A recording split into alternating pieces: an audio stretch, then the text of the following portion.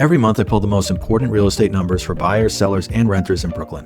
Homeowners, how much is your home worth right now and how fast has it actually been growing? Buyers, what does a payment look like today and what do you need to earn to qualify? Renters, where do rents stand versus the cost of buying? I'm Justin Braithwaite from Braithwaite Realty. Let's get into it. Part 1, what are Brooklyn homes worth right now? The typical Brooklyn home is selling for just over $1 million right now. Based on a 3-month rolling average through February, the median sale price is $1,029,000. Year over year, prices are essentially flat. Nationally, prices are up less than 1% over the same period.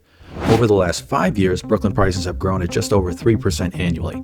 That works out to roughly $147,000 in gains from a starting point of about $881,000. Here's the thing though, historically real estate tends to produce annualized growth closer to 4% over time. The 10-year view holds up better.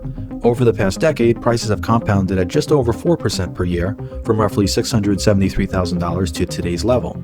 That's around $355,000 in total gains. Now, what does that actually cost a buyer today? Part 2.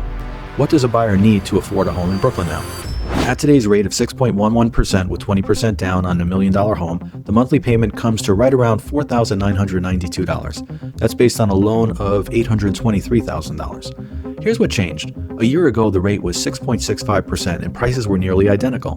That same calculation produced a payment of $5,298. So you're now paying roughly $306 less per month for essentially the same home. That's the impact of a half-point rate drop. To qualify for that payment, you'd need a household income of around $214,000. And it's worth noting, if you're looking at condos and co-ops, the entry price is meaningfully lower than the all-property median, which can change that income requirement significantly. So if you're looking at roughly $5,000 a month to own, how does that compare to renting? Part 3, is it better to buy or rent now? The average asking rent in Brooklyn is $3,688 a month. Ownership at that same $5,000 level costs about $1,300 more per month than renting, not including taxes and insurance. That $1,300 a month is the price of building equity versus flexibility of renting. Whether that trade-off makes sense depends entirely on your situation, how long you plan to stay, and what you do with that $1,300 otherwise, and how you weigh the stability of ownership against the freedom of renting. Let's see what's happening at the negotiating table. Part 4, who's winning at the negotiating table?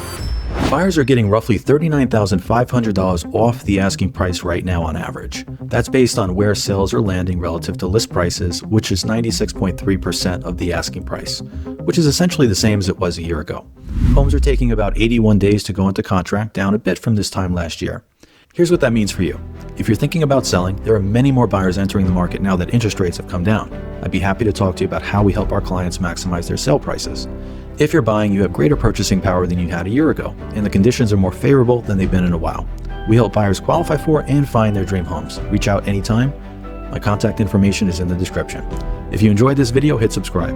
I do this every single month, so you always have the most up-to-date information.